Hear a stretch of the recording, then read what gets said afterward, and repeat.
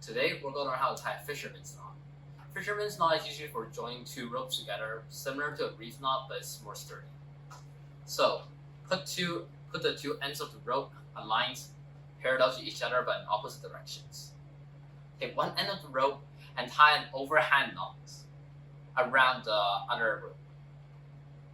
Now, make sure that the end of the working end of the rope, this side, will be pointing towards the same direction when you finish tying the overhand knot.